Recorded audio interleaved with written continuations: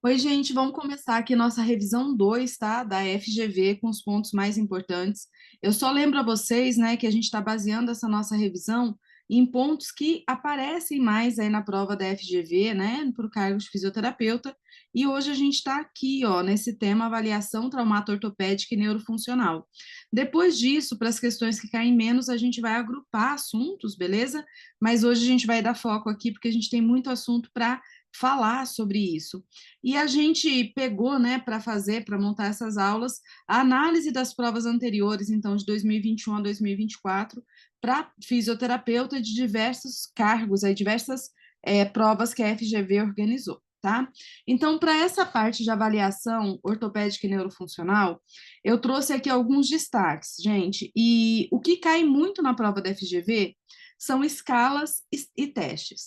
Eu sei que esse assunto aqui ele é um tanto espinhoso, porque a gente tem centenas de escalas e de testes.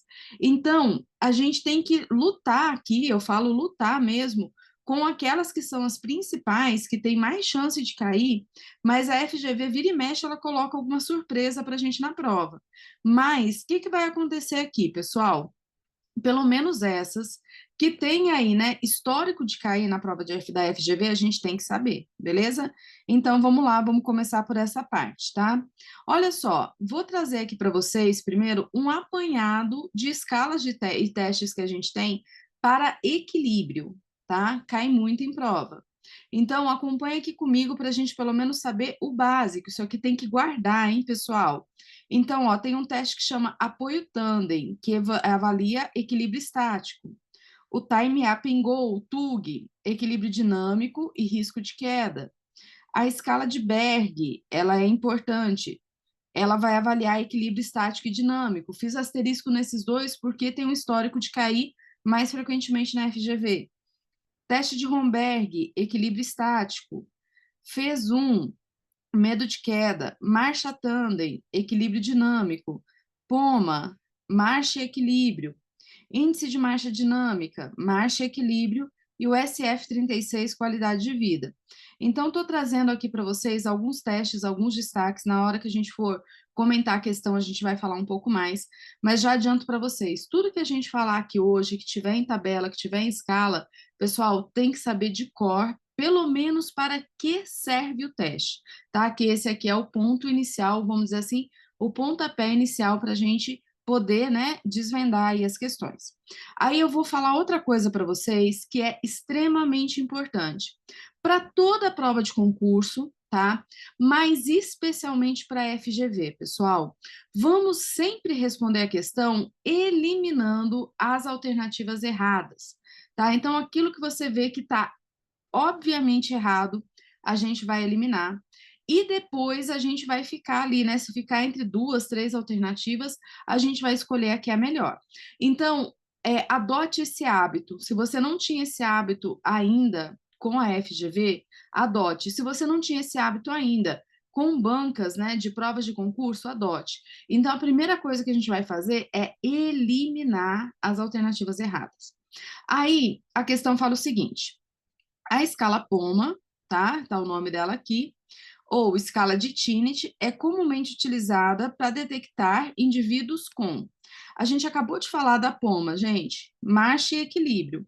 Vamos ver se isso ajuda a gente a responder a questão? Então, vamos lá.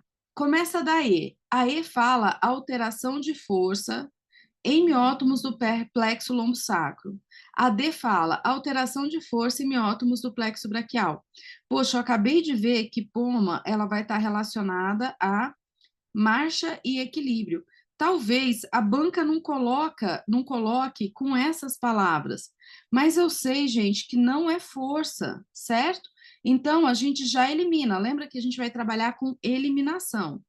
Aí a C fala déficit cognitivo. Você fala déficit cognitivo não é escala POMA. Aí a B fala espasticidade. Espasticidade por esclerose múltipla, especificamente. Não é aqui. Espasticidade, muitas vezes a gente trabalha com a escala de Ashworth, né? Para a gente começar já a lembrar. E para avaliação de esclerose múltipla, tem escala específica que a gente já vai colocar aqui na aula. E depois vem a letra A. Vocês viram que a gente já eliminou? Então, só pode ser a A, né? A fala assim, ó, propensão de quedas ou que esteja em tratamento para déficit de mobilidade. Gente, marcha e equilíbrio, tem a ver? Tem. Tem outra alternativa melhor? Não. Então, assim, se a gente souber o básico, tá? Para que serve? E agir com inteligência, eliminando aquilo que não cabe, isso já ajuda muito a acertar questões. Então, a gente precisa ter esse tipo de pensamento para poder, né, para conseguir ser aprovado numa prova da FGV, para a gente conseguir fazer, né, acerto de muito dos pontos aí numa escala superior.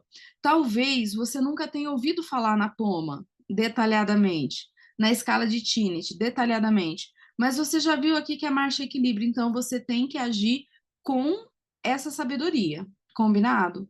Então vamos confirmar aqui, resposta letra A, tá? Falando mais especificamente, gente, do TUG. O TUG, tá, o Time Up and Go, é um teste importante. Ele avalia a mobilidade e o equilíbrio funcional, é o teste mais voltado para isso, e especialmente voltado para, para risco de queda. E aí, aqui eu trouxe para vocês com mais detalhes, tá? Então, quando a pessoa vai fazer o TUG, o que ela faz? Ela começa sentada, aí ela tem que levantar, andar uma distância de 3 metros, dar a volta no obstáculo, voltar esses 3 metros e se sentar novamente. E essa escala, ela traz para a gente um índice de desempenho. Então, ó, até 10 segundos, vai guardando os números. Pessoa saudável, baixo risco de queda, para executar esse percurso, tá? Entre 11 e 20 é mais usado para idosos, aí a gente tem idosos com maior fragilidade, mas ainda baixo risco de queda. Entre 21 e 29, aí a gente já tem um risco de queda maior e a gente vai ter que levar isso em consideração para aquilo que vai ser prescrito, né, como atividade fisioterapêutica. E maior que 30, pessoal, aí a gente já tem alto risco de queda. Esses são os pontos principais que a gente. Opa, desculpa. Esses são os pontos principais que a gente tem que guardar sobre a escala, né? Sobre o teste Time Up and Go, tá? A gente começa por aqui. Vamos ver uma questão aqui da FGV que fala o seguinte, ó. Em idosos, a queda é um evento bastante comum, mas que pode ter consequências devastadoras.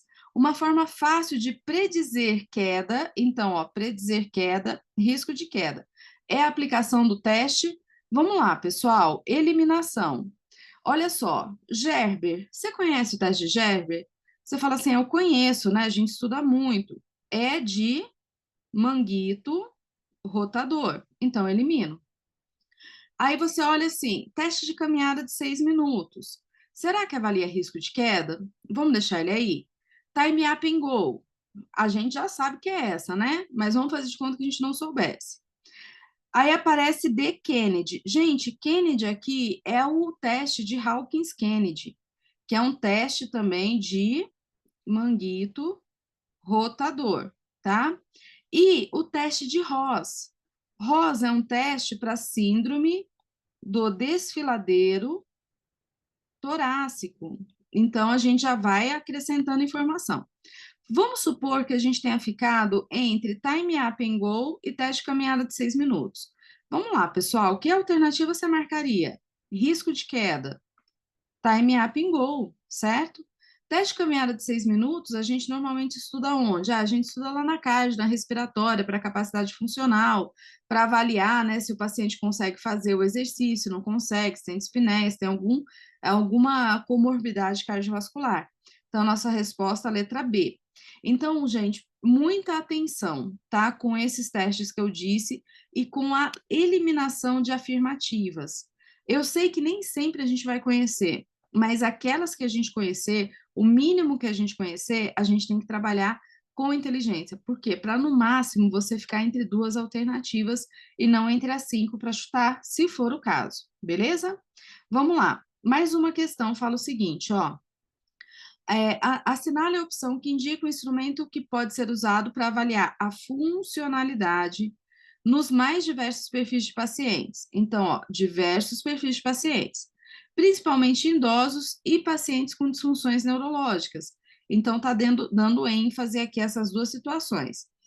que apresenta resultado de confiabilidade e validade consistente com pontuação máxima de 100 pontos. Vamos eliminar? Então, você olha a alternativa A e você fala assim, escala de Ashworth. Automaticamente você lembra o quê? Essa eu elimino porque escala de Ashworth avalia espasticidade, tá? E não é um índice de 100 pontos para funcionalidade, certo? Beleza. Aí vem ali, B, índice de Bartel, deixa ele aí. C, escala de Frankel. Escala de Frankel você elimina, você lembra que está relacionado a ASIA ao TRM, trauma raquimedular. Aí você olha depois, escala expandida do estado de incapacidade, EDSS. Essa escala aqui, gente, é uma escala que ela é específica para esclerose múltipla. Então, não pode ser essa aqui, certo? A gente já vai eliminar ela. E depois fala escala da função motora para doenças neuromusculares. Você pode até não conhecer essa escala, gente, mas está falando ali no enunciado idoso e disfunção neurológica, você não vai isolar só para doença neuromuscular. Então, a gente elimina. A resposta correta é o índice de Bartel. O índice de Bartel, ele avalia classicamente AVDs, atividades de vida diária. Mas a banca usou aqui funcionalidade e está tudo bem. Ele é utilizado muito para paciente neurológico, mas a banca falou aqui em idoso. Tá tudo bem. A pontuação máxima dele é 100 pontos, ótimo. Aqui a gente finaliza, né? A gente consegue entender essa questão. Então, nossa resposta está aqui, índice de Bartel. No material de vocês, pessoal, eu deixei aqui, vocês podem ver no slide, sites de consulta, tá? Um linkzinho para quem quiser depois dar uma olhada melhor nessas escalas, porque são escalas que a gente vê menos. Então, por exemplo, Ashworth a gente vê bastante, né? A gente fala da espasticidade, Frankel a gente vê bastante, a gente fala da trauma raquimedular. Índice de Bartel é uma escala muito comum, tá? Mas talvez a EDS e a MFMP a gente não veja tanto, então deixei alguns links aí para quem tiver tempo e interesse dar uma olhada, beleza? Bora lá. Próxima questão fala o seguinte: a osteoartrite do quadril provoca como sintoma clínico dor, rigidez articular matinal, crepitação, fraqueza muscular, redução do arco de movimento. Para a realização do diagnóstico cinético funcional, deve ser utilizados testes de desempenho, facilmente realizados na clínica diária com. Então, ó, a gente está procurando aqui teste de desempenho, tá? Vamos dar uma olhadinha para a gente ver se a gente consegue eliminar. Aí você vê, teste de caminhada de 6 minutos. É um teste de desempenho, gente?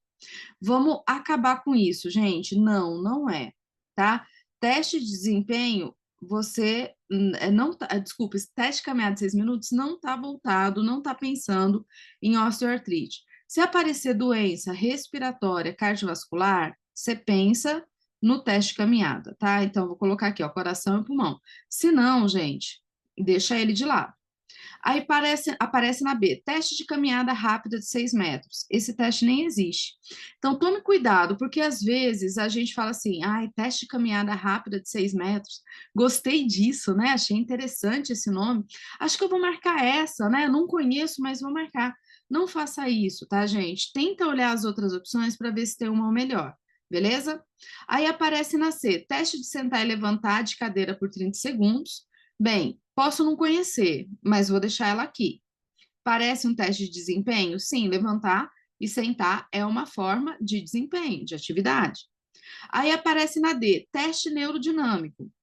Teste neurodinâmico, gente, são testes de avaliação da mobilidade neural. Tem a ver aí com a osteoartrite? Não. E aparece índice de incapacidade de osso, o OWSTRI. Esse índice aqui, se você não conhece, é bom conhecer, porque ele cai muito em prova, ele avalia lombalgia. Então, não tem a ver com o nosso caso aqui da osteoartrite. A gente vai ter aqui, então, como resposta, a letra C, teste sentar e levantar da cadeira por 30 segundos. Aqui a nossa resposta. E eu coloquei aqui só uma colinha, tá? Desse teste, como ele é feito. Então, né, é basicamente o nome, tá, gente? Sentar e levantar da cadeira. sem apoio, mantendo os pés, né, no chão, e isso fazendo, então, durante 30 segundos. E aqui do lado, para quem quiser consultar, eu duvido muito que isso caia, tá? Mas só por curiosidade, aqui índices para diferentes idades, tá? Então, né, qual que é o padrão aí de normalidade para diferentes idades. Tá vendo como esse tipo de pergunta cai em provas da FGV? Cai muito, tá bom? Então, eu disse para vocês, vou repetir. Não dá para saber com 100% de certeza qual teste a FGV vai perguntar. Mas ela vai perguntar na sua próxima prova? Vai. Tenho certeza disso, tá? Então, pelo menos esses aqui que a gente já conhece, a gente tem que saber direitinho, beleza? Bora lá. Outra questão, fala o seguinte, ó. As pessoas idosas apresentam uma combinação de impedimentos funcionais que pode levar à diminuição da deambulação e aumento do risco de queda. Por esse motivo, a avaliação física funcional deve centrar-se em tarefas que mimetizem as atividades básicas de vida diária. Um teste comumente usado para avaliar a equilíbrio de idoso é o teste. Cuidado aqui, pessoal, como a banca colocou ali atividades de vida diária, se na lista tiver um teste de AVDs, isso vai nos confundir. Mas vamos ver o que tem na lista, tá? Então, na letra A fala resistência máxima. Teste de RM. Teste de RM, de resistência máxima, a gente usa para quê? Para prescrever exercício resistido. É esse? Não. Patrick Faber, vocês lembram qual que é esse? É para articulação sacroiliaca. Não é. Cosen, vocês lembram qual que é esse? Cosen é para epicondilite lateral. Fica a letra D, Berg, e letra E, Apley. Apley tem tanto Apley do ombro quanto Apley do joelho. É ele? Não. Então, gente, ó, aumento de risco de queda, certo? Atividades que mimetizem básica de vida diária, porque na escala de Berg, no teste de Berg, a gente faz atividades estáticas e dinâmicas de equilíbrio. Então, ficar em pé, andar, ficar num pé só, sentar e levantar de uma cadeira são alguns exemplos. Tá vendo, gente, que às vezes a gente não pode até não ter certeza, mas vamos eliminando para achar a questão. A gente estudou ali atrás, opa, desses testes que estão aí, o único de equilíbrio é Berg. A banca até facilitou aqui, né? Ela poderia colocar outro para confundir a gente, mas o único de equilíbrio é Berg, a gente não pode errar, certo? Aqui, na minha opinião, já tem uma questão mais difícil, tá? Tem uma questão mais difícil por quê? Porque ele usa uns testes que a gente não tem tanto acesso, né? Então, não são tão comuns a gente ver no nosso dia a dia, no nosso estudo. Então, vamos aprender esses testes aqui para não ter dúvida, tá? Vamos ler aqui, ó. Na avaliação fisioterapêutica são usados muitos questionários para informação, estudo sobre qualidade de vida. Assinale a opção que indica o questionário adaptado e traduzido para a língua portuguesa, que tem por objetivo avaliar sintomas de pacientes portadores de afecções do joelho durante a atividade de vida diária. Essa é difícil, né, gente? Vocês conhecem essa aqui? Vocês conhecem essas escalas que estão enumeradas aí? Ai, difícil essa aqui. Eu sei que é, gente, então vamos lá, tá? Olha só, quando a gente fala na primeira, a OFAS, deixei o link para vocês. Diferentes regiões do pé, lesão em diferentes regiões do pé, ok? Visa-P, tendinite, tendinopatia patelar. KOSD, ADS, ADLS é o que avalia portadores de doença no joelho durante a atividade de vida diária. É a nossa resposta, letra C, tá? E depois vem o CKCUES, que faz a avaliação da função da extremidade superior realizada na posição de push-up. Então, assim, eu sei que essa aqui é mais difícil porque a gente não costuma estudar tanto esses testes funcionais. Então, aqui a gente tem que usar essa questão para a gente estudar, tá? E aí eu deixei para vocês alguns links, como eu falei antes que ia fazer, né? Para que quem quiser dar uma olhadinha, dá uma olhadinha a mais nesses testes. Mas pelo menos, gente, não vou ter tempo de olhar, entenda para que serve, tá bom? Já tem aí, né, o histórico da FGV cobrou numa prova recente de 2024, vai que cai na sua prova, tá bom? Bora lá então. Próxima questão fala o seguinte: Escalas funcionais podem ser usadas para se proceder à avaliação funcional da coluna vertebral. O questionário que avalia o grau de influência da lombalgia nas atividades laborais e de vida diária, com pontuação de 0 a 24, sendo a pontuação acima de 14, o indicativo de incapacidade é o questionário. Então, aqui a gente tem alguns questionários aparecendo, tá? Então, olha só, a gente vai ter aqui, primeiro, tá bom? O Stibor, tá? Deixa eu olhar se eu tenho ele aqui. Stibor. Stibor avalia a coluna torácica na esclerose múltipla. Opa, na esclerose, calma, peraí, deixa eu voltar. Na espondilite anquilosante, é a espondilite anquilosante. Desculpa, pessoal. Então, essa aqui não pode ser. Aí a segunda é Roland Morris. Não sei se vocês lembram, mas o Roland Morris é justamente esse aqui, a nossa resposta. Vamos continuar.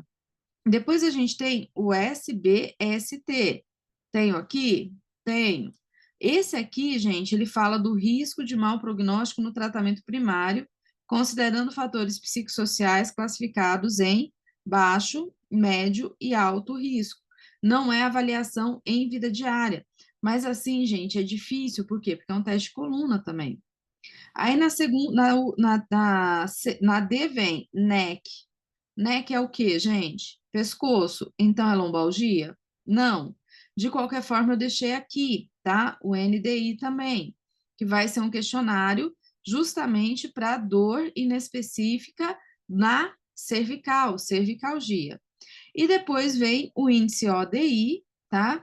Que é o índice de Osprey, que faz avaliação, sim, da lombar, tá bom? Mas que não tem essas características que a gente tem no Roland Morris. Então, assim, é uma questão difícil também? É uma questão bem difícil que a gente tem da FGV. Ela judiou nessa aqui. Porque às vezes você sabe até, né, que o Osprey, o ODI e o Roland Morris são de lombar, aí você fica na dúvida, tá? Porque você poderia ficar entre essas duas. Mas aqui a gente já está fazendo uma revisão justamente para não termos dúvidas, tá bom? Aqui só estou mostrando para vocês, ó, o teste de Stibor, para quem quiser revisar depois como ele é feito direitinho, que é justamente para quê? Para que avalie o segmento torácico lombar na espondilite anquilosante. Agora eu não erro, né? Mais uma questão aqui, pessoal, olha só. Atleta de futebol, sexo masculino, 22 anos, submeteu-se à cirurgia de reconstrução do LCA. O teste funcional utilizado para avaliar a potência do membro inferior na reabilitação do LCA é. Vamos lá, gente. Teste funcional para potência dos membros inferiores. Aí vamos por eliminação. McMurray, você risca. McMurray é menisco. Aí você olha assim, teste de 10 RM. Você fala assim, e agora? Teste de 10 RM é um teste para quê, gente? Para avaliar força muscular para prescrição de exercício resistido. Mas deixa ele aí porque você pode ficar com dúvida, porque aqui falava potência de membro inferior. Não fique com essa dúvida, tá, gente? Porque RM é força mesmo, não é potência. Mas vamos deixar aí. Aí o C fala drop jump test. Fala assim, não conheço. Aí depois no D fala teste de deslocamento do pivô. Esse teste aqui, gente, é o teste também conhecido como pivô shift, que avalia lesão de LCA, mas não avalia cirurgia de reconstrução, potência de membro inferior. E por último vem o time up em goal, que avalia equilíbrio. Então você ficou entre dois, vamos supor, né? Lembra que eu falei? Melhor, se for o caso, estar entre dois do que entre três. Vamos só frisar aqui, gente. Apareceu o RM, você sempre liga com força, tá? Prescrição de exercício resistido. Então, se você linkasse com isso, provavelmente você acertaria a questão, que é a letra C, tá?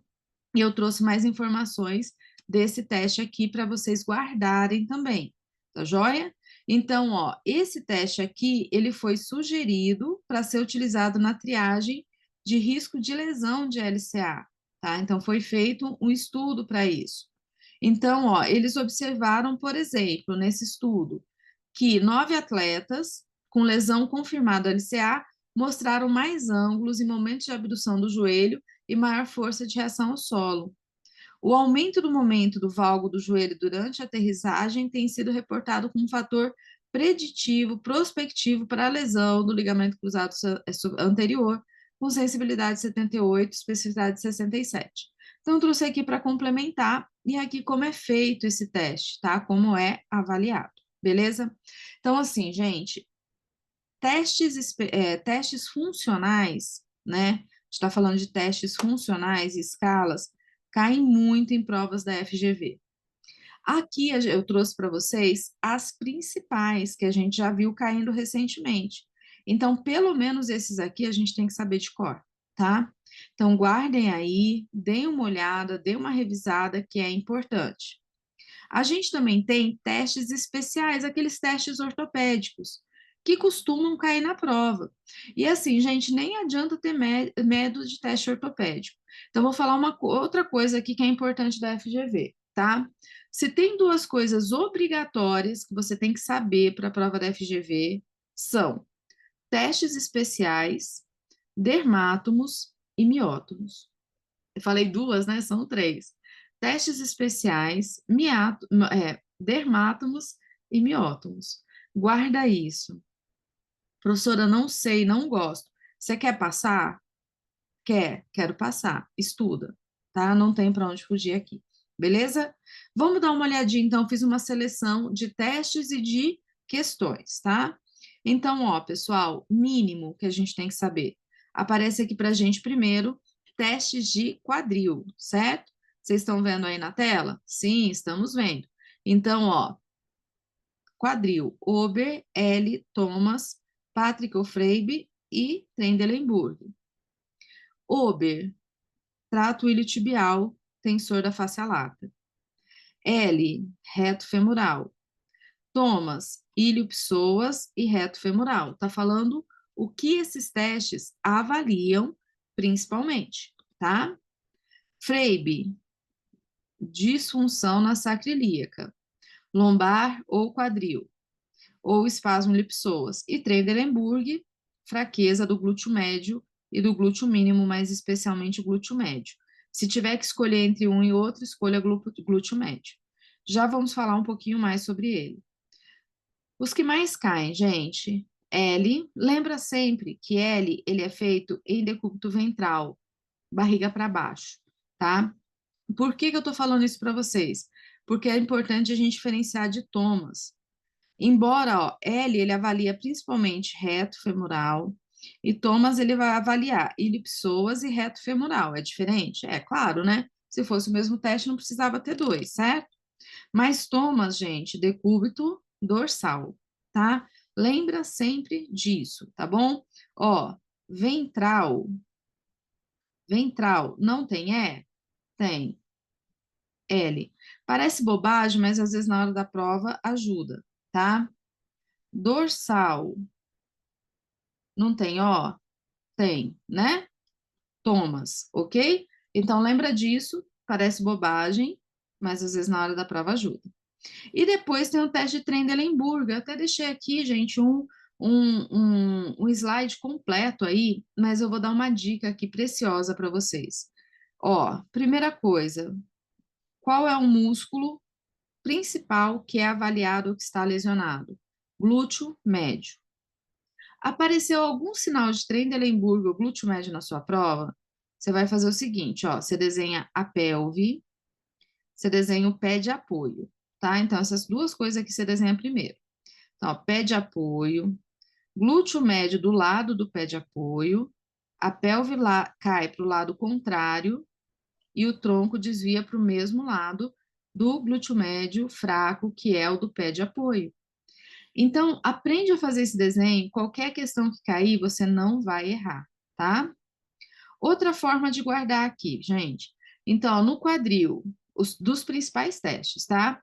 3 são voltados para flexibilidade, L, reto femoral, Thomas, reto femoral e psoas, e Ober, trato iliotibial. tá? E um para sacro ilíaca, que é o Patrick ou Fabry, ok? Bora lá, vamos para a questão. Na avaliação cinético-funcional do paciente com dor no quadril, caso o paciente apresente fraqueza dos músculos abdutores do quadril durante a marcha, é verificada a presença de... Pessoal, qual que é o principal abdutor de quadril? Aí é que você tem que ter conhecimento, né? Tem que ter conhecimento. Ah, eu sei, é o glúteo médio. Então vamos lá, gente. Falou em fraqueza do glúteo médio, qual que eu vou procurar? Eu vou procurar Trendelenburg, certo? A FGV ela é cruel, ela coloca aqui sinal de Trendelenburg compensado, falando, nunca ouvi falar disso. Mas vamos lá, gente, olha só. LASEG, seria essa a resposta? Não, LASEG é para radiculopatia lombar, tá? SLUMP é teste de irradiação quando a gente tem aumento da pressão intratectal, é um teste neurodinâmico. Aí aparece aqui COSEN, esse aqui risca COSEN, porque COSEN é para epicondilite lateral. Aí você fica com fator de hiperabdução, que você nunca ouviu falar, ou teste de Trendelenburg compensado. O que você vai marcar, gente? Por favor, marque teste de Trendelenburg ou sinal de Trendelenburg compensado, tá? A gente nunca, não ouve falar normalmente desse compensado aqui, mas você sabe que é glúteo médio, você vai marcar Trendelenburg, tá? Não é esse tipo de questão. A FGV, ela vai fazer isso? Ela vai, é característica da banca, não vai ter questão fácil. É briga, tá? É briga o tempo todo, não tem questão fácil. Então, não erre. Próxima questão fala assim, ó, teste de Thomas é específico para avaliar. Então, vamos lá, Thomas. A contratura da faixa iliotibial, você fala assim, não, iliotibial não é, né? O que avalia lá a iliotibial é o Ober, né? Você lembra disso? Ah, esse aqui eu lembro, eu sei. Aí a B fala, contratura do adutor do quadril? Não, gente, nem tem esse teste. C, força de glúteo médio? Força de glúteo médio, a gente vai lembrar de Trendelenburg ou do próprio teste de força, certo? Contratura do flexor de quadril, opa, isso aqui tá interessante. Ou ruptura de menisco. Você fala, não, ruptura de menisco não é. Ruptura de menisco é McMurray, né? Pair, tem outros testes ali. Então, facilitou, né, gente? Qual que é a resposta? Contratura do flexor de quadril, tá? Então, aqui novamente, gente, Thomas cai demais. O objetivo do teste de Thomas é avaliar a contratura dos músculos flexores do quadril, que é o tipo mais comum de contratura do quadril. Na presença de contratura, o membro estendido se eleva da maca, como a gente pode observar aqui na figura, tá? Isso conforme o membro inferior é flexionado em direção ao tórax e o paciente relata uma sensação final de alongamento muscular. Então, ele sente que está puxando, beleza? Bora lá.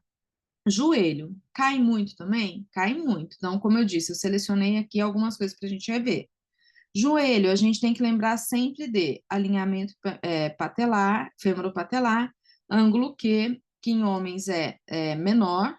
Então, o homem tende ao varo do joelho e mulheres é maior, mulheres tendem ao valgo do joelho. Menisco, Apley e McMurray, tem mais, tá? Tem o sinal de Pair, por exemplo. LCA, Lachman, gaveta anterior e pivot shift, os principais. LCP, gaveta posterior e Godfrey.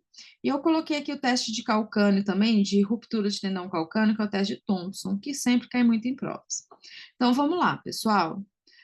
No joelho, os principais testes se dividem por estrutura. Portanto, patela, ângulo Q, menisco, Apley, Pair e McMurray, LCA, gaveta anterior, Lachman e pivot shift, LCP, gaveta posterior e Godfrey, tá? Então, os principais testes. Vamos para a pergunta aqui. Adolescente sofreu lesão, desculpa, durante o jogo de futebol é avaliado por fisioterapeuta no primeiro atendimento ainda no clube. Pelo mecanismo de lesão, suspeitos de lesão do ligamento colateral medial do joelho.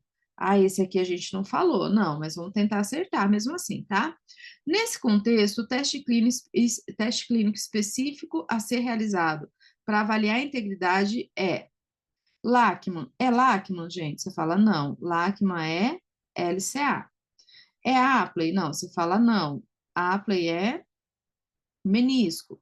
Apreensão, menisco, tá? Tem de patela também um teste que pode ser chamado de apreensão, mas não é. McMurray, daí você fala assim, não, McMurray é menisco, eu estudei isso. Ai, eu não estudei estresse em valgo, mas, gente, colateral medial tem tudo a ver, né? E por eliminação a gente acertaria também. Então, nossa resposta, letra E, tá? Trabalhe com aquilo que você conhece. Gente, não se assuste com coisas que você não conheça. Talvez tenha coisa na prova que a gente não conheça, então vamos trabalhar com a eliminação, com aquilo que eu conheço, beleza? Bora lá, próxima questão. Paciente frequente de artes marciais sofreu entorse do joelho direito durante um treinamento. Avaliado posteriormente por um fisioterapeuta, foi identificado positivo o teste de gaveta anterior, cujo objetivo é avaliar a integridade do.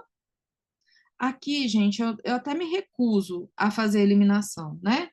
Todo mundo sabe que gaveta anterior é LCA, tá joia? Então, gaveta anterior, LCA, letra D. Testes de coluna vertebral. A gente tem aqui alguns testes, tá? Presta atenção porque a FGV também adora colocar vários desses testes na prova. Às vezes até não na questão correta, mas na incorreta. Então, se a gente conhecer, né, a gente consegue eliminar. Então, fala assim, ó, artéria vertebral, teste de Addison, avalia a permeabilidade da artéria subclávia, teste de Meigne, né, avalia a insuficiência da artéria vértebro-basilar. Spurling, teste provocativo para radiculopatia cervical. Distração cervical, resposta positiva quando há redução dos sintomas no pescoço. Valsalva, detecção de lesão que ocupa espaço intratectal, como tumores e hérnia, o espaço do canal vertebral, tá? Sinal de Bacode, avalia a presença de sintomas radiculares, especialmente nas raízes C4 e C5.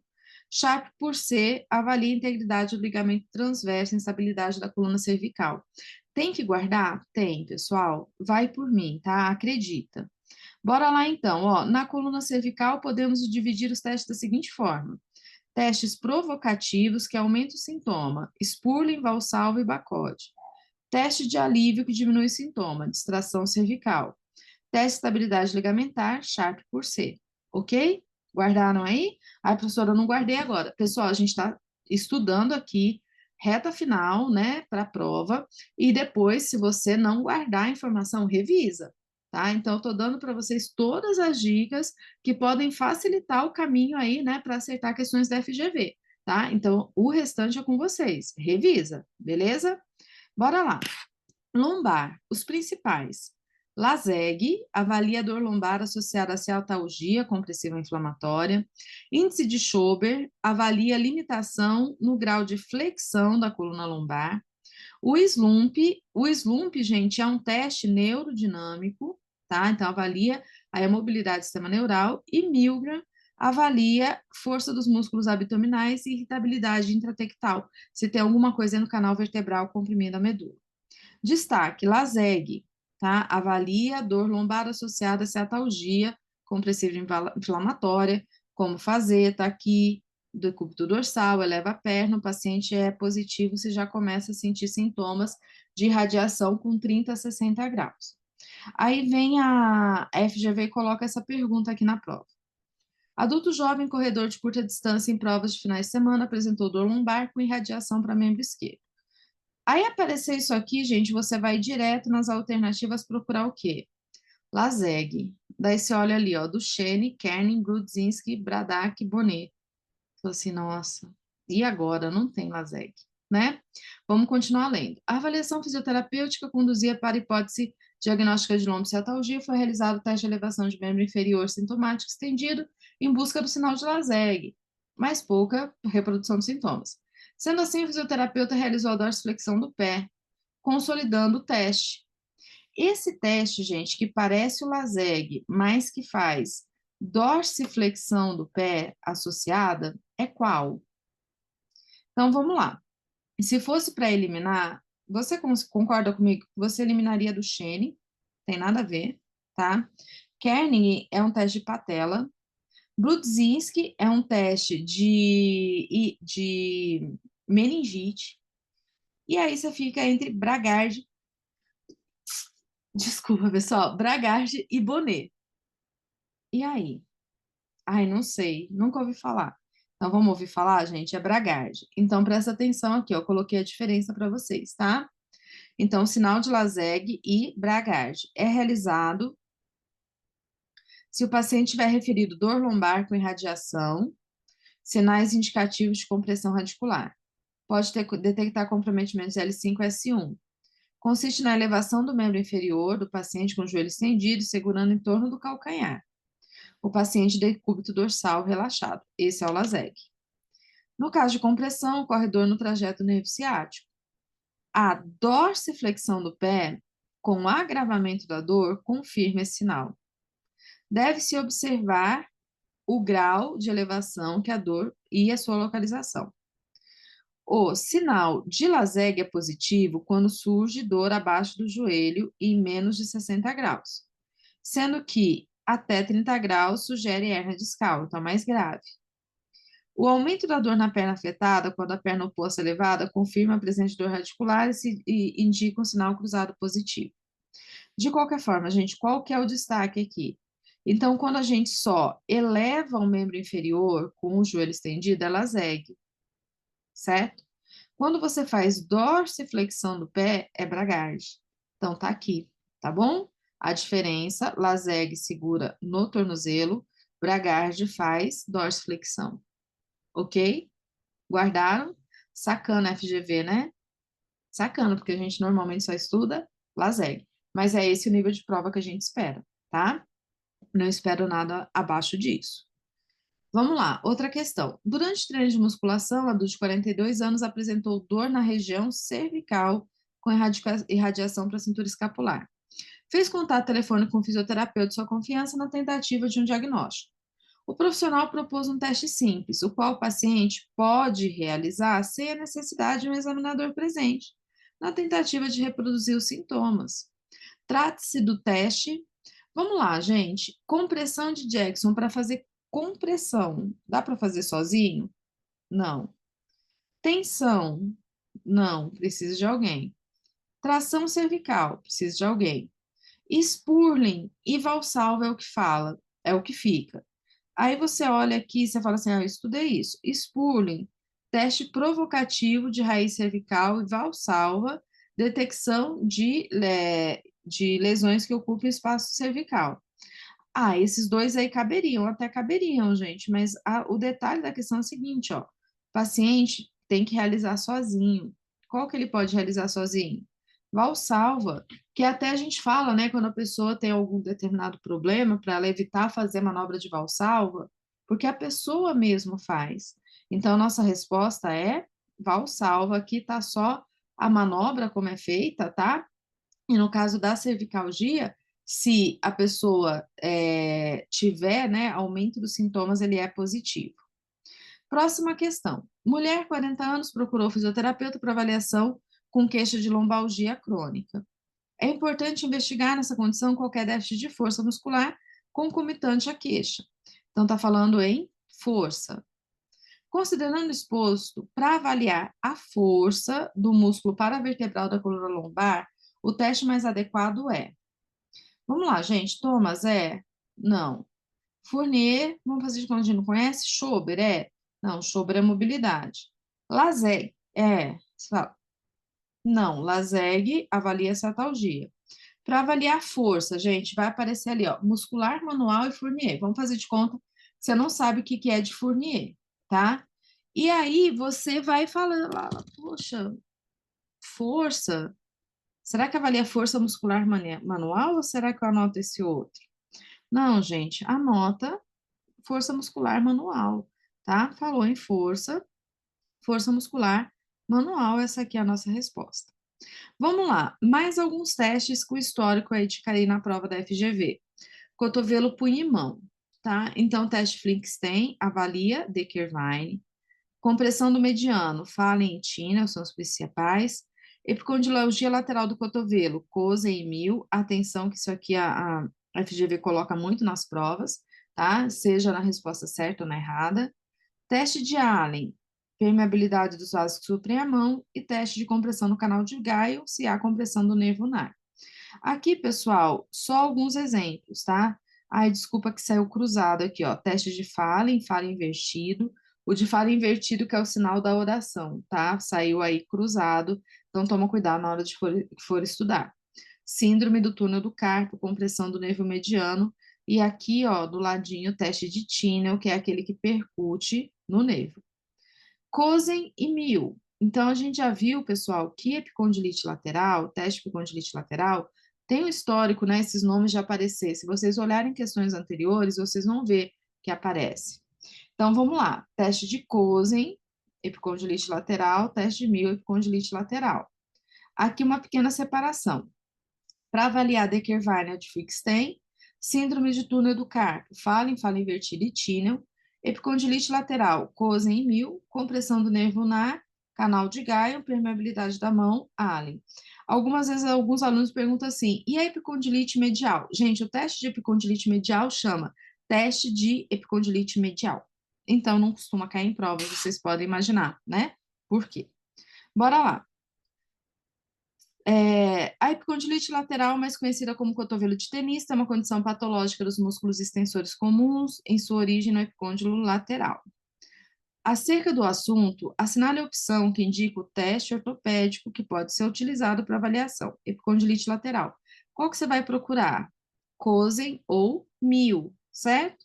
Então, ó, Nier é ombro, né, síndrome do impacto, gaveta anterior é joelho, Thomas é quadril, Flinkstein é Decker-Wein. Então, por mais que você não conhecesse Mil, gente, vocês conhecem. Dá para acertar a questão? Dá. Lembra de trabalhar com a eliminação, tá? Então, aqui de novo mostrando, né, como que é feito o teste de Mil, beleza? Então, mostrando aqui, ó, avaliador, pálpebra lateral do paciente, enquanto prono, antebraço, flexiona o cotovelo e o punho, tá? E depois estende o cotovelo. Resultado positivo, dor na epicôndilo lateral.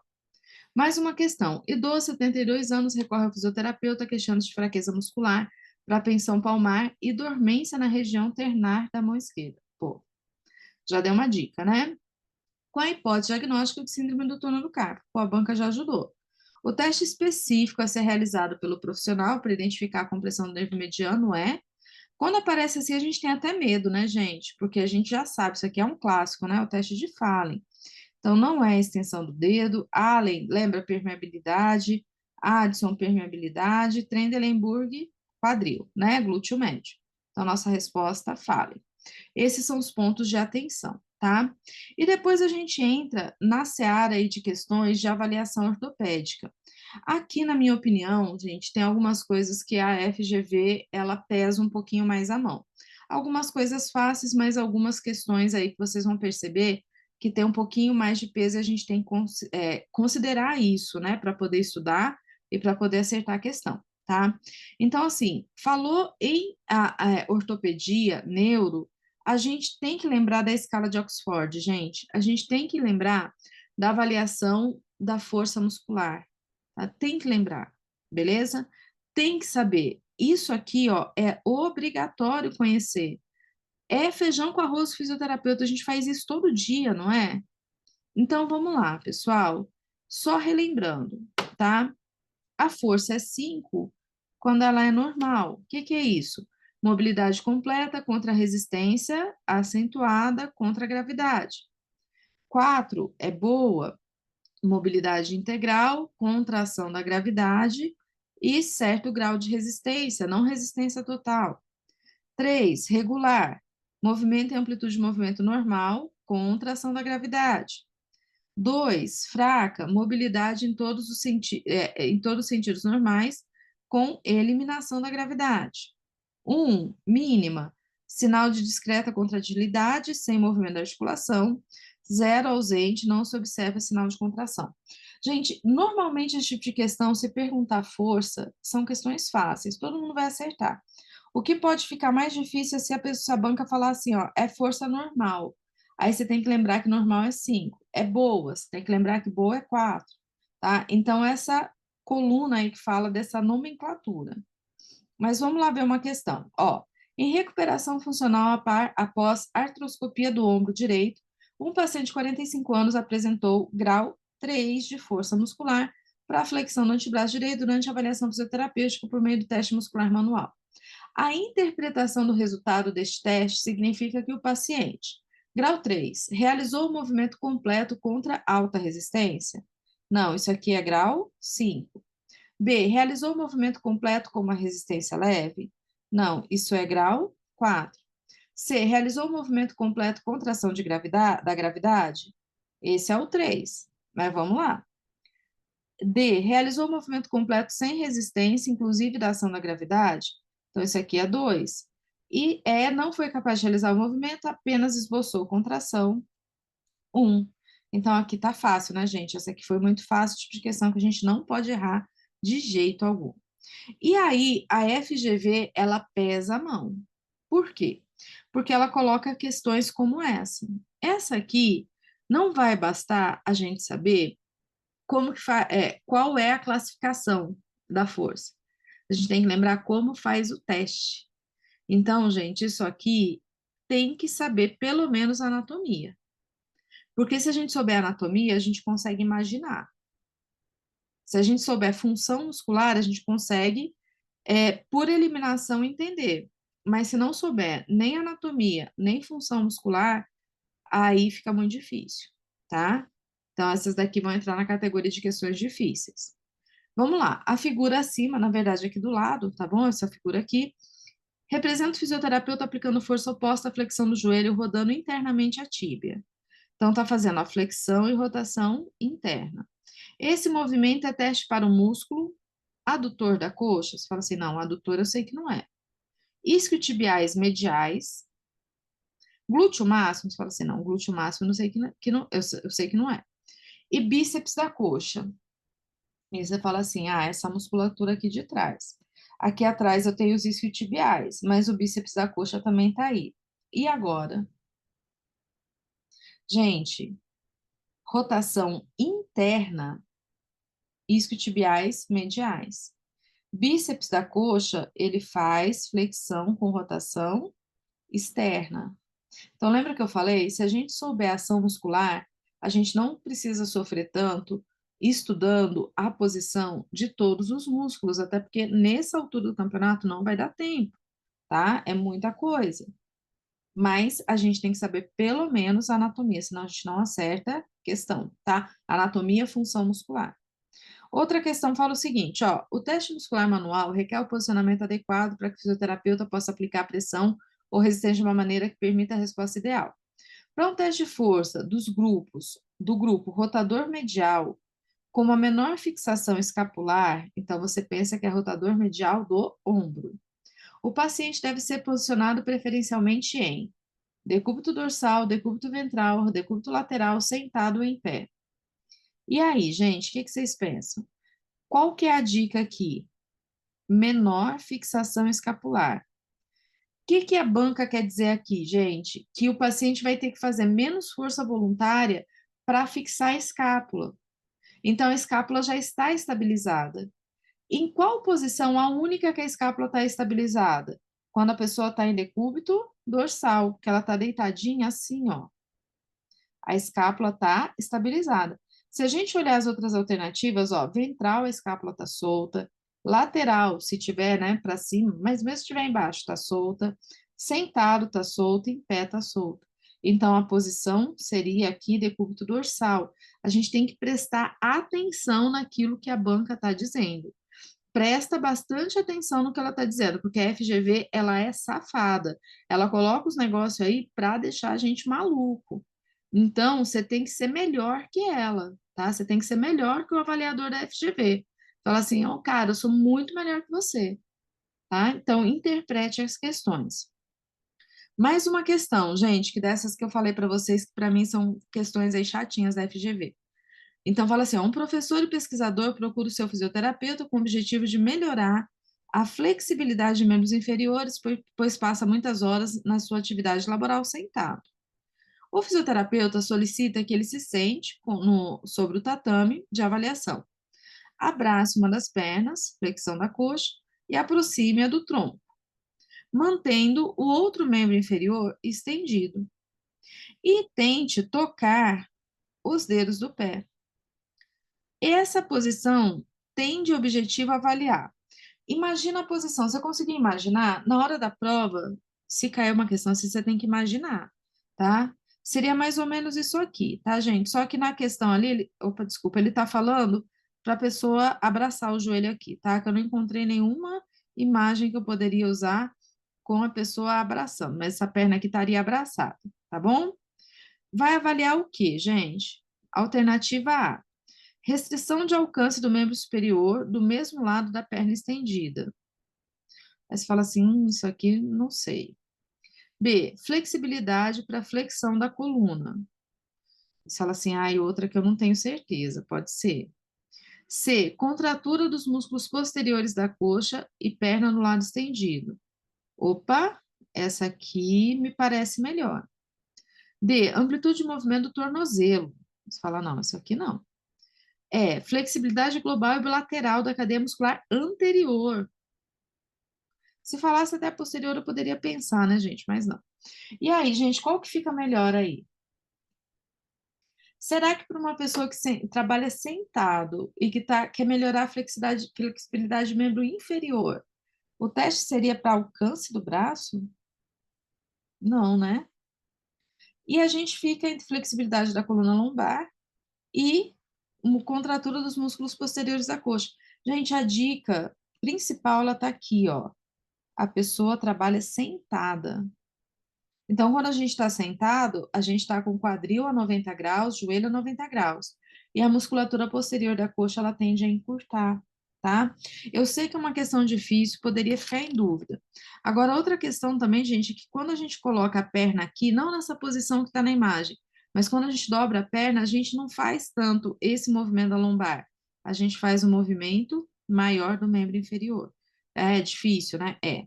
Aqui vem uma mais difícil ainda, na minha opinião. Fala o seguinte, ó. Escoliose é uma deformidade da coluna vertebral caracterizada por uma curva anormal para o lado associada à rotação vertebral. Acerca da escoliose, analise as afirmativas a seguir. Então, a primeira fala assim, ó, o processo espinhoso roda para o lado côncavo. A 2 fala assim, a gibosidade situa-se no lado convexo. E a 3, o teste de Addison é utilizado para auxiliar no diagnóstico de escoliose. Aí você pensa, pensa, né? Fica olhando para a questão, vê se ela te fala alguma coisa, se ela não te fala, daí você lembra assim, ó, opa, teste de Addison avalia a permeabilidade da artéria subclávia. Pelo menos uma coisa eu aprendi, né, gente? Ai, espero que vocês tenham aprendido. Se não aprendeu, depois vocês reforcem, tá? Então, vou chegar aqui e falar assim, a 3 não, FGV, tira a 3 aí, porque a 3 não. E aí, pessoal? Bem, aí é a questão de avaliação de escoliose, tá? Então, vou trazer aqui para vocês, para a gente poder entender direitinho, tá bom? Então, primeiro aqui, ó, o processo espinhoso roda para o lado côncavo, correta, tá joia? Na escoliose, o processo espinhoso roda para o lado côncavo. Tá vendo essa imagem aqui, ó? Processo espinho, opa, desculpa. O processo espinhoso, gente, não é essa pontinha aqui de trás, ele tá rodando para o lado côncavo. Tá vendo? Beleza? Guardou aí? Então vamos lá, de novo. Ó. Processo espinhoso roda para o lado côncavo. Isso para mim é questão difícil, tá? 2. A gibosidade situa-se no lado convexo. Vamos lá, correto. O lado convexo é o lado maior da curva. Você pode observar a gibosidade aqui, tá joia? Então, ó, a gibosidade no lado convexo. Beleza? Tranquilo? E para fechar aí, né, o teste de Addison, eu falei para vocês que é permeabilidade. O que avalia, gente, escoliose é o teste de Adams. Toma cuidado, tá? Avalia escoliose não, avalia gibosidade. Então, as alternativas corretas que a gente tem aqui é a 1 e a 2, tá? O que seria correto aqui, se aparecesse, seria Adams, não Addison. Tudo bem? Ai, mais ou menos, né? FGV deixa a gente com essa sensação de mais ou menos, sim. Tá bom? Não é para preocupar, é para preparar, beleza? E na parte de neuro, gente, na parte de neuro, eu coloquei primeiro uma questão aqui, que ela nem tá tão ligada assim a neuro, mas que eu tive que colocar nesse ponto, que é a MRC. Vocês já vão entender por quê. MRC tem que saber, tá, gente? Normalmente, você vai falar assim para mim, a gente usa MRC onde? Falar, no hospital, no paciente hospitalar, no paciente de UTI. A gente avalia aqui, né? Membro superior, abdução do ombro, flexão do cotovelo, extensão de punho. Membro inferior, flexão do quadril, extensão do joelho, dorsiflexão. Avalia o quê? Força, tá? Força muscular. De 0 a 5, a gente já sabe a classificação. Aí você sabe sempre, né? Vamos relembrar aqui MRC. É um método simples, fácil aplicabilidade beira-leito, confiabilidade, baixo custo, avaliar bilateralmente força de 6 grupos. 3 grupos de membro superior, abdutor de ombro, flexor de cotovelo e extensor de punho. 3 grupos de membro inferior, flexor de quadril, extensor de joelho, dorsiflexor. Avalia a força de 0 a 5, realiza-se nos 4 membros, somando tudo, dá 15 pontos por membro, aí, somando tudo, dá 60, mínimo 0, e 48 é considerado um marcador de FAUT, que é a fraqueza muscular associada à UTI. Você fala assim, tudo isso eu já sei. Aí vem a FGV com essa questão. Uma paciente de 34 anos, diagnóstico clínico de miastenia graves, associada a timoma, com queixa de fraqueza generalizada, procurou fisioterapeuta, que após a avaliação da força muscular por meio do teste muscular manual completo, olha o que a banca falou, observou que a paciente não conseguia completar o movimento contra grande resistência para a abdução dos braços bilateralmente. Então, gente, ela tinha déficit único onde? Na abdução. Qual era o déficit? Ó, atenção, não conseguia completar um movimento contra grande resistência. Então, quando não completa contra a resistência completa, a grau de força é 4. De forma que a pontuação no prontuário será 52, 54, 56, 58, 60. Você fala, meu, o que é isso? Isso aqui, gente, é a FGV usando a MRC num paciente com miastenia grave. Então, não é a abdução de ombro, flexão do cotovelo e extensão de punho. Na abdução foi 4, aqui foi 5, aqui foi 5. Flexão do quadril, 5. Extensão do joelho, 5. Dorsiflexão, 5. Somando tudo isso dá quanto? 58. Eu juro para vocês que eu demorei assim, eu não fiz essa prova, né? Eu só corrigi ela depois. Eu demorei aí uns 20 minutos pensando nessa questão, porque eu não entendia que a banca estava falando da MRC. Demorou para a ficha cair. Mas aqui, gente, a gente já viu uma característica que a banca pode usar, tá? Porque a hora que ela falou teste muscular manual completo, eu não entendia que a FGV estava falando da MRC. Mas agora a gente entende, porque a gente está estudando questão anterior. Então a gente consegue entender, tá bom? Então, acredite, essa foi uma questão do TCE-TO 2022. Um outro ponto, pessoal, que eu acho importante estudar para FGV é a escala de Ashworth. Primeira coisa, você já sabe, né? A escala de Ashworth avalia es, desculpa, espasticidade, ou mais corretamente, ela avalia tônus. Por que mais corretamente? Porque o grau zero é sem aumento de tônus, tá? Então seria o mais correto. E a gente tem um mais, dois, três, quatro. Sugestão, tá? Escuta teacher aqui. Leia com atenção o que significa cada um deles. Pode cair na prova? Pode. Então, leve aumento de tônus, mínima resistência na extensão. Mais, leve aumento de tônus, uma resistência que persiste de maneira discreta na extensão. 2, aumento do tônus mais acentuada, na maior parte da extensão, com facilidade para mover. 3, aumento considerável de tônus com dificuldade na movimentação passiva. 4, segmento rígido em flexão e extensão, abdução. Vai por mim, tá? Bora lá. Questão. A avaliação fisioterapêutica neurológica consiste de vários testes e exames que podem ser quantitativos ou qualitativos. A escala de Ashworth modificada é utilizada na avaliação de... Fala assim, gente, não posso errar, pelo amor de Deus. Não vou nem considerar o resto, certo? Nem vou sofrer.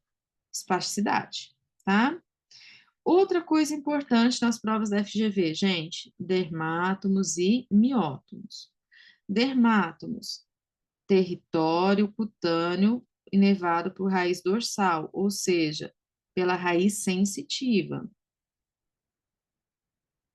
Sensitiva. Miótomo, campo radicular motor, é o território inervado por uma única raiz ventral. Raiz ventral motora. Então, gente, dermátomo-chave é região de pele. Miótomo é região de músculo. Essa aqui é a principal figurinha do dermátomo. O que que eu faço com isso? Decora. Não tem jeito, tá? Então, a gente começa lá, né? A gente começa lá, ó. C2, C3, C4, aqui C5, vai, moça, C6, C7, C8, T1, e aí vai, gente. Não tem jeito, não tem jeito, tem que aprender. Miótomo eu acho mais complicado. Por quê?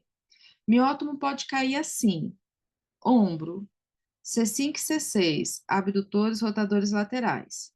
C5, C6, C7, C8, flexores, extensores, abdutores e rotadores mediais. Cotovelo, C5, C6, flexores, C7, C8, extensores. Tá vendo? Pessoal, isso aqui eu não vou ficar lendo para vocês, não. Isso aqui tem que estudar, tá? Então, por que miótomo é mais difícil? Porque miótomo pode cair assim, ó, por raízes. Raízes, tá vendo? Ó, raízes. Miótomo pode cair assim. Eisia. C5, flexor de cotovelo. C6, extensor de punho. C7, extensor de cotovelo. C8, flexor dos dedos. T1, abdutor dedo mínimo. Membro inferior, L2, flexor de quadril, L3, extensor de joelho, L4, dorsiflexor, L5, extensor do hálux, S1, plano de flexor. Pode cair assim? Pode. Estude. Miótomo pode cair assim, plexo. Nervo axilar, deltoide redondo menor. Nervo radial, extensor do cotovelo, punho dedos, polegar. Cuidado, bráquio radial e supinador também nervado pelo radial. Músculo cutâneo, bíceps braquial, coraco braquial. Mediano, flexor de punho dedos, região de polegar. Atenção, pronador e lumbricais. Unar, flexor unar, dedo mínimo. Tem que acrescentar aí, pessoal, musculatura intrínseca da mão, tá? Musculatura intrínseca da mão. Cuidado, adutor do polegar.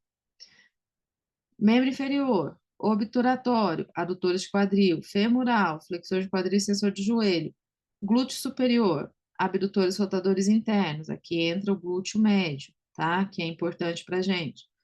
Glúteo inferior, extensor do quadril, glúteo máximo. Ciático, rotadores externos do quadril e flexores do joelho. Tibial, plano de flexores, inversores, flexores do pé. Fibular, dorsiflexores, extensor dos dedos. Aí você fala assim, Mara, desisto. Não, gente, não desiste. Isso aqui é super simples. Só que para aprender a gente tem que repetir. Tem que repetir, tem que repetir, tem que repetir. E assim, eu sugiro para vocês, isso aqui ajuda muito a responder muitas questões, tá? Só que foi o que eu disse, miótomo é difícil por quê? A banca pode perguntar sobre raízes, ok? E ela pode perguntar ali, ó, no quadril, os flexores, raízes L1, L2, L3, e assim vai, tá? Ela pode perguntar EISEA, lesão medular, TRM, pode perguntar nervo, beleza? Vamos olhar aqui. Homem, 43 anos, após abordagem cirúrgica para ressecção de tumor no canal medular, cursou com fraqueza de membros inferiores que impedia de deambular com autonomia sem meio auxiliar. E referiu a alteração de sensibilidade. Sensibilidade é dermátomo, né? Fisioterapeuta responsável pelo seu tratamento iniciou a investigação sensitiva e identificou a ausência de sensibilidade térmica dolorosa a partir de L1, que corresponde a qual região? Então, voltamos lá, gente. L1 está onde? Aqui, região inguinal. Se eu não estudar, eu tenho como acertar? Fácil não, gente, tá? O que que ajuda aqui? Você sabe que umbilical é torácico, tá? E que perineal é sacral. Então, isso pode te ajudar? É a única opção que sobra. Mas, às vezes, a gente já assusta com a questão e fala assim, eu não vou nem tentar. Não faz isso. Não se dá esse luxo. Não se dê ao luxo de perder uma questão da FGV. Se você não sabe, tenta trabalhar com eliminação, tá bom? Bora lá. Sintomas cerebelares, também importante. Dismetria, decomposição do movimento, disdiadoxinesia, rechaço, tremor e nistagmo. Dismetria é errar o alvo. Então, vou fazer o teste assim, ó. Tem que tocar o nariz, eu toco aqui em cima. Decomposição, a hora que eu vou fazer um movimento, eu vou parando. Disdiadoxinesia, não consigo fazer isso aqui, ó. Movimento é que tinha que ser rápido e alternado, tá? Rechaço é uma prova específica de frear o movimento. Então, o terapeuta segura, o paciente faz força e o paciente não segura e se bate. Tremor, no caso do cerebelo, gente, tremor de ação ou intenção. Nistagmo é o movimento do globo ocular. Beleza? Testes. Índex nariz. Aqui está escrito direitinho, avalia principalmente dismetria. Calcanhar, joelho, a mesma coisa, né? Do índex nariz, índex é dedo indicador, tá, gente? Mesma coisa, só que avalia a perna. Disdiadoxinesia, movimento rápido alternado, e o Stuart Home, o rechaço, foi o que eu falei para vocês. Depois, se tiverem dúvidas, dê uma olhadinha com mais calma. Questão: um paciente com 67 anos procurou o serviço de fisioterapia neurofuncional queixando-se de tremor de ação, perda de equilíbrio. A sua luzinha que acende é qual, gente? Cerebelo.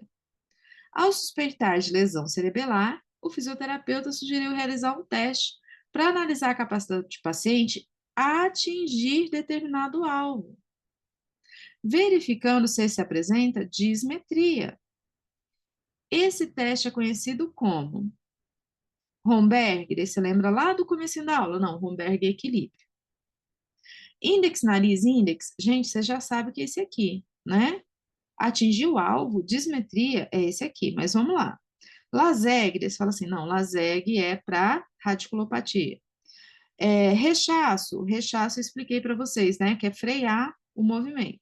Teste de Weber, gente, eu nem conheço, mas aqui a gente já sabe que não pode ser.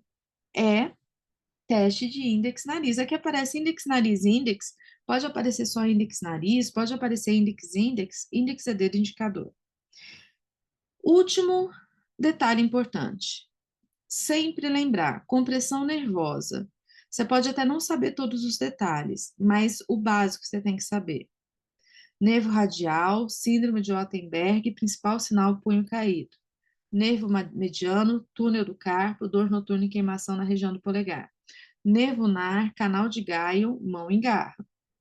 Membro inferior, glúteo superior, glúteo médio, Trendelenburg. Nervo fibular, músculo tibial anterior.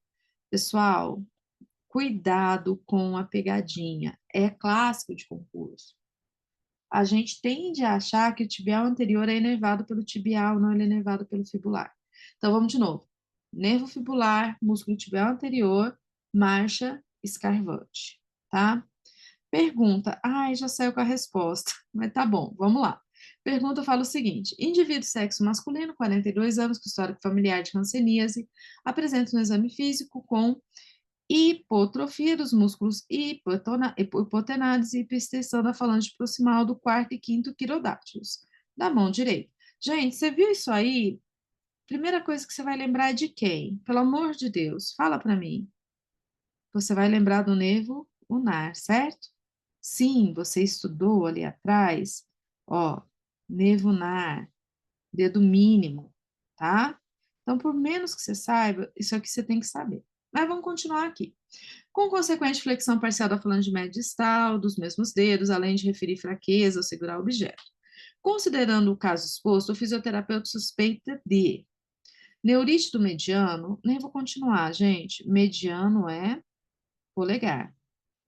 Neurite do radial, não, nem vou continuar. Radial pega dorso, tinha que falar em musculatura extensora.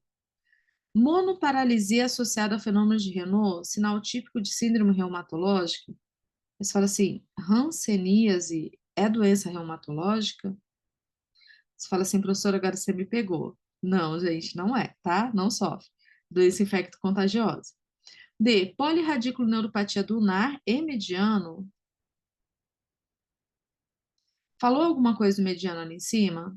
Não, falou só do ulnar. Neurite do ulnar com sinal de mão em garra, ó, ulnar, mão em garra. Com paralisia dos músculos intrínsecos mediais da mão, hipotenares, flexor ulnar do carpo e metade medial do flexor profundo dos dedos.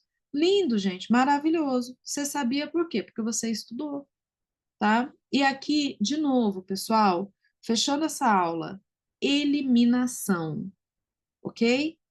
Eliminação. Você não vai saber tudo, não se iluda. Ninguém sabe tudo numa prova da FGV. Haja com inteligência, acerte o maior número possível. Combinado? Era isso aí, pessoal. Isso que a gente tinha para ver hoje. Espero que vocês tenham gostado. Vou encerrando essa nossa aula por aqui. Bons estudos para vocês.